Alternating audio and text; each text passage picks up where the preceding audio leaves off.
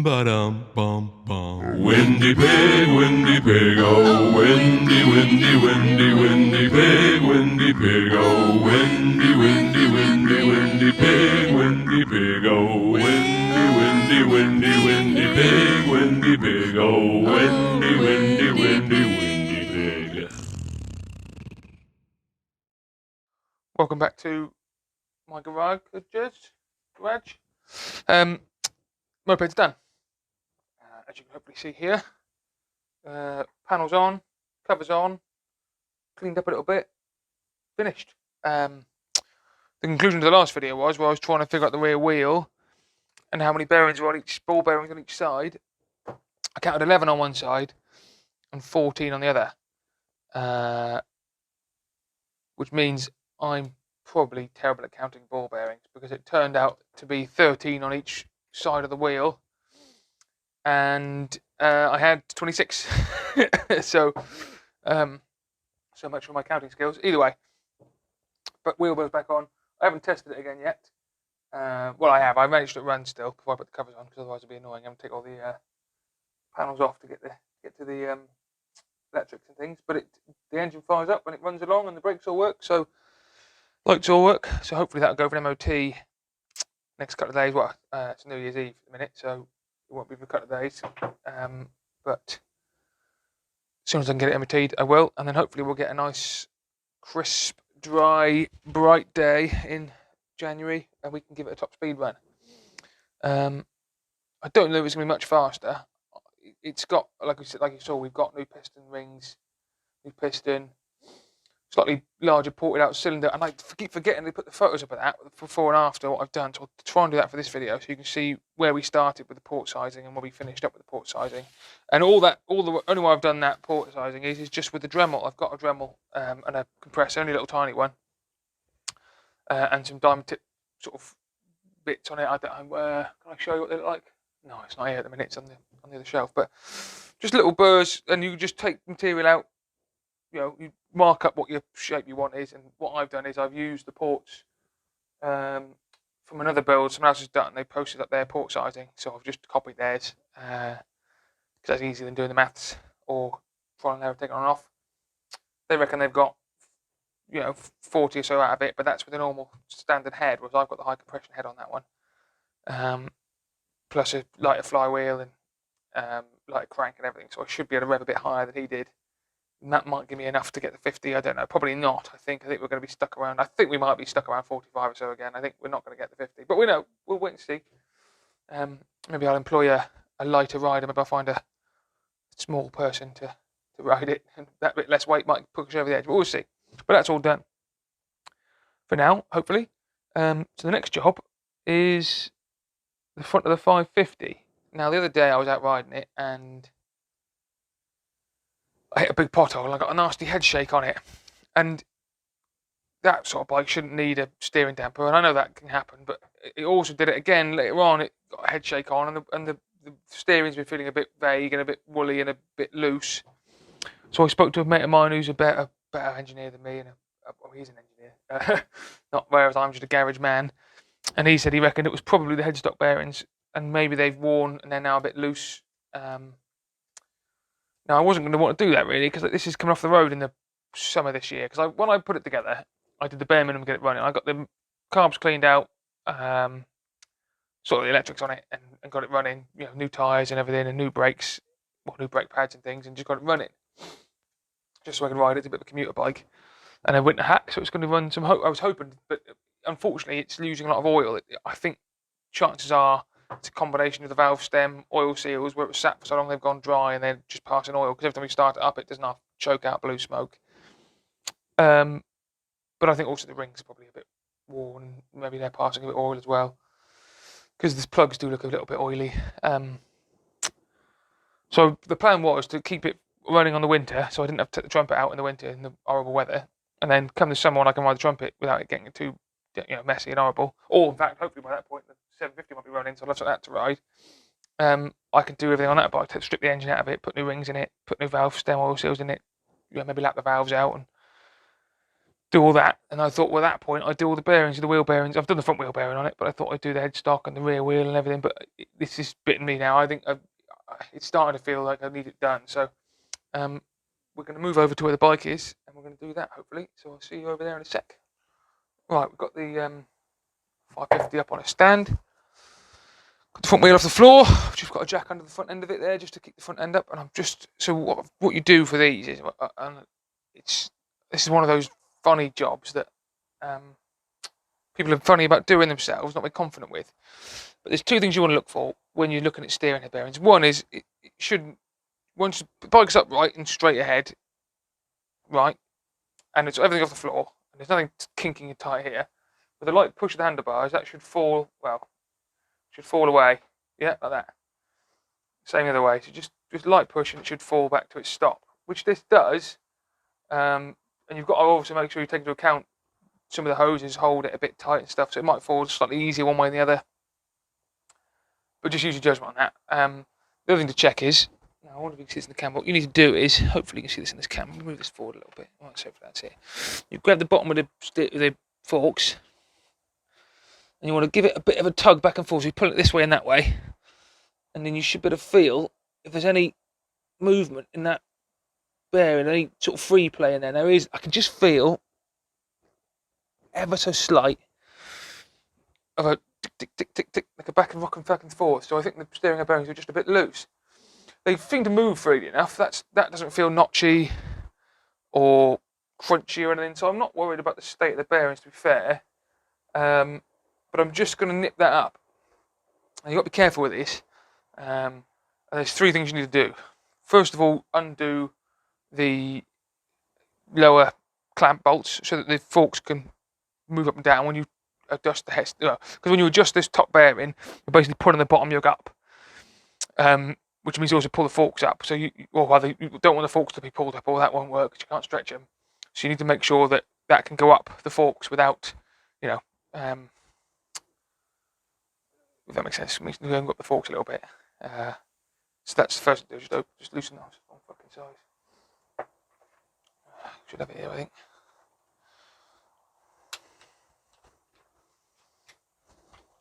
No, bloody hell. I'm having a good day, am I? What's that, 10? Where's the box? It's always the one you haven't got to hand, isn't it? Let's grab a 13 and a 14. I guess it's a 13. Nope. 14. Now, you don't have to do this. A lot of people don't. But when my old man used to show me to do these things, he would always say, if you're undoing anything, and it needs to then be sliding in behind it, get some penetrating oil in there, just a little bit. And that way you know that hopefully it won't hold too tight on there, and it'll just let it slide a little smoothly. Again, people don't do this, I do. My old man was a stickler for this sort of stuff, and I like to work the way he did. What's that on there? Gross. Looks disgusting at the minute, I tell you. It's bloody clean. Anyway, that's less important. The next thing to do is just cover up the tank so we don't damage it. I've just got a couple of these old movers rags. I'm just going to put this over the tank because I've got to take the handlebars off. I just like to stop anything getting scratched if we do, so I'll do that. Next thing to do is take those top the handlebars off. Now, what size is that? Have I got one that big? Let's have a look. Look at that, spot on. 27. Lovely. Get the other ratchet.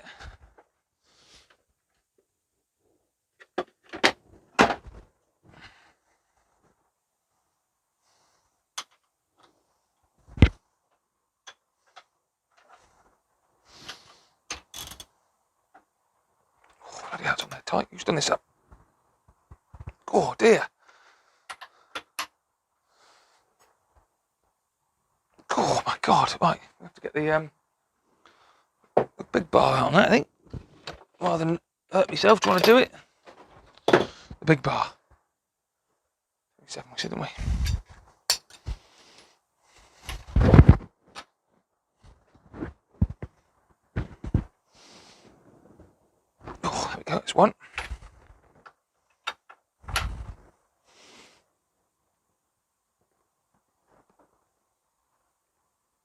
fucking bike over. There we go. Fucking hell. Didn't want to go, did it? Oh. Wonder what they talk down to then. I've checked that. I must have done them up myself when I put it together a couple of years ago. So that was tight as all fucking arseholes then. Let's get them out. I wonder if there's a better place I can put that other camera so you can see what I'm doing. Let's try it up on here. See if that'll work on there. Don't know if that will catch much. Let's put it up a bit higher.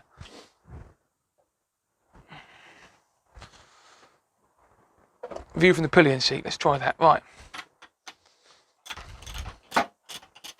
See what I mean about damage the tank? I just smacked it then, didn't I, with the bloody end of this. That was silly.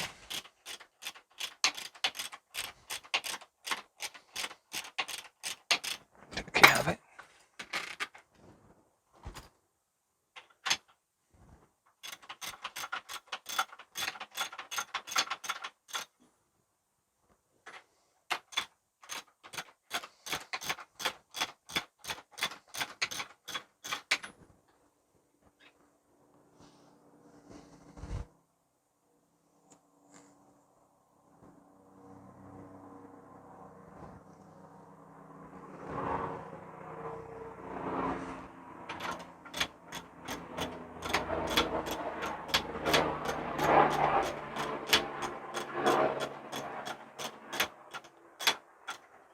Good sign. No, I just looked in here and one of these has got oil in it and it smells like fork oil.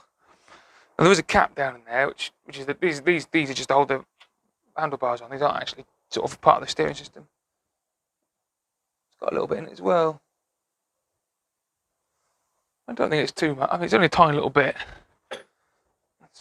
It's probably a seal, I should think, that's gone in there, like an O-ring or something on those caps. So when I do this tear down in the summer, I'll have to think about that as well. That's good to know. Right, next thing is take the cap off the steering stem. You might have one of these little caps. This is just a bit to make it look nice. Kawasaki piece. Come on. I'll get some new screws for that. So they look pretty. Whoops, that's gone.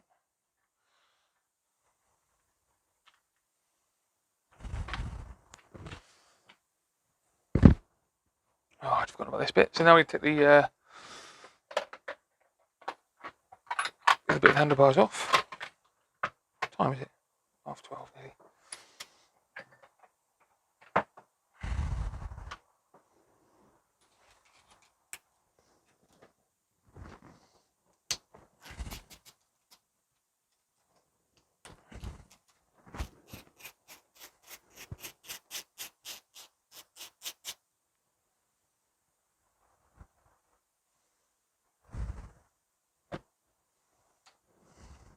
Some bikes, when you do this, you'll lift the handlebars all off with the top yoke, whereas this has got, I mean, they're not clip-ons, are they? But they're not, they're not attached to the handlebars and the yoke are sort of separate. On this, some bikes is all one piece. Right, slide them out of the way.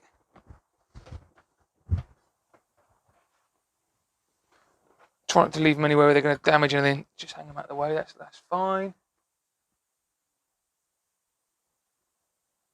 Take these out so I don't lose them.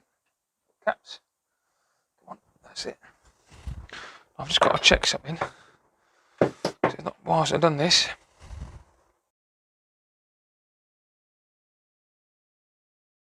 So next bit is take that, undo that nut on the top. What size is that going to be? There we go. Look, we had it ready. We knew.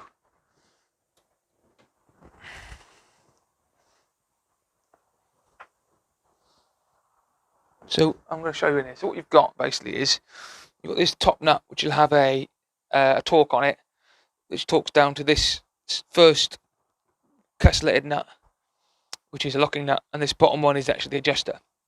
So what we're going to do is we're just going to loosen this off. Then we'll loosen these clamp bolts off so we can get that clear a little bit, just so we've got a bit of space. And then we'll undo this top nut with a C-spanner, and then we'll just have a look at this bottom one.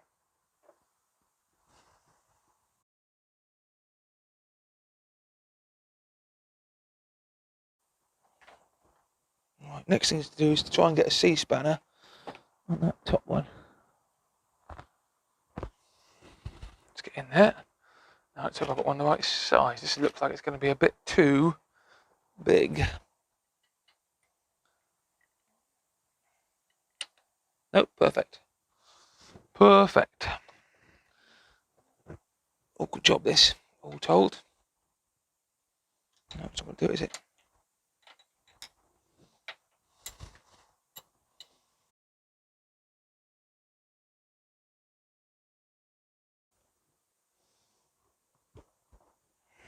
Right, it's the top one loosened off. Let's see how that is now. Yeah, it's moving there. Right, so now what we need to do is, which is to tighten the bottom one down, just ever so slightly, just to take up that movement, and then we should tighten the top one down again, and then we should be golden, and we should have good bearings again, hopefully. So let's do that. Put the bottom one in. A little bit further on that, or not? There we go. And we're going to do ever so slightly at a time, so a little bit tighter. See how that is.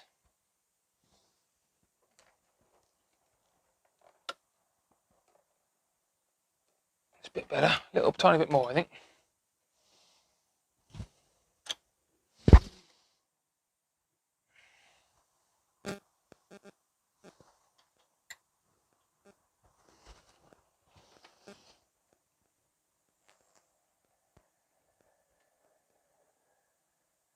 Yeah, feels good. Is it moving nicely?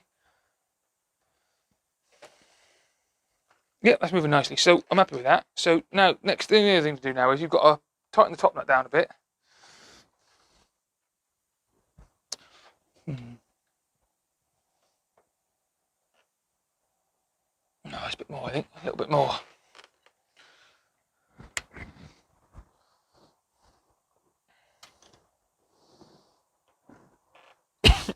Sorry.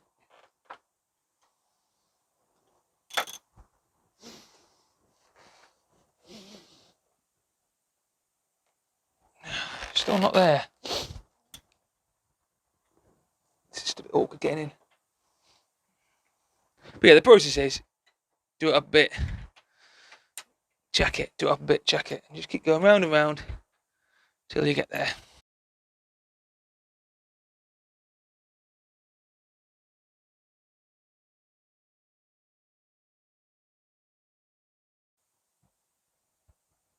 That's it, I think.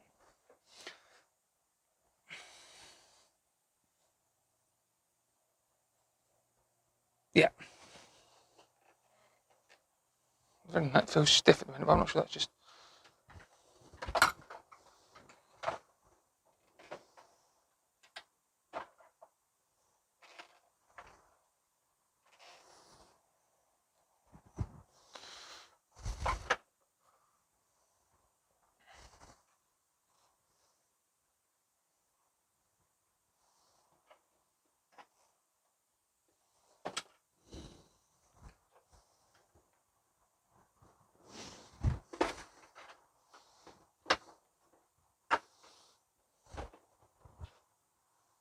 too tight. I'm just gonna knock it off a touch. Like I say, this is really finicky, and I suppose it's one of those jobs that if you're not very confident, it might be best to get someone else to do it, but I've done enough of these now that I'm pretty confident. Never failed an MOT on one yet, so can't be that bad at it, can I? Although getting this bloody C-spanner in is proving to be a bit of an arse ache, I tell you. There we go.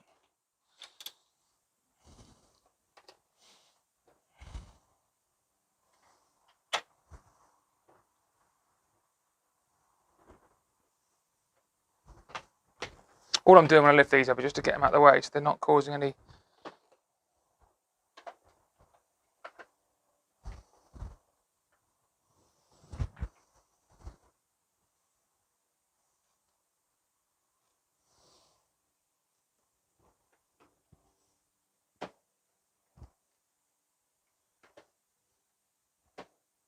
They're falling away nicely now with that. We'll just have to lift the thing out of the way. Just check them again. There's movement there now, it's too much. So we'll have to go back a little bit, tighter again. How bizarre. I'm struggling with this today, it seems, but this is what it is like sometimes. The jobs like this, you just got to keep going. Just got to keep going until you get there. Let's go a fucking tiny little bit, shall we? try that now. It won't take much to take that slack up, and it'll very quickly go from too loose to too tight. Just got to keep trying it.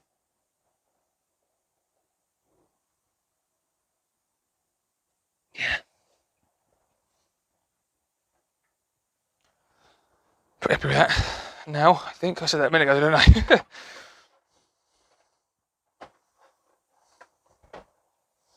I think what we'll do is we'll tighten that locking up, and we'll go from there. The other thing I tend to do is when doing the locking it up is just have something to hold the bottom one in place, so you can't tighten the bottom one and the top one together, because otherwise you end up just ruining all the work you've just done. So just get the top nut in. Let's get the top one in. Put that in there. That's the top one. I'll just put something in the bottom one to stop it turning.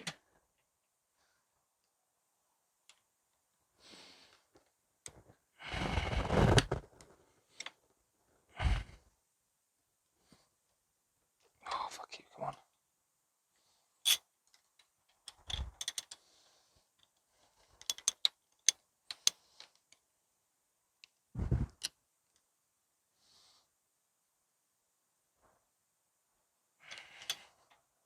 Check it again.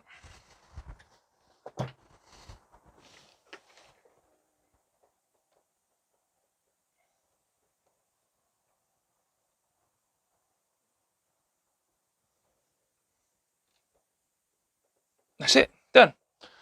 So now I'm just going to put the handlebars back on, and that'll be it, all finished. So thanks for watching. That's just how you adjust headstock bearings. Cheers. Ba-dum, bum, bum. Windy pig, oh, windy, windy, windy, windy pig.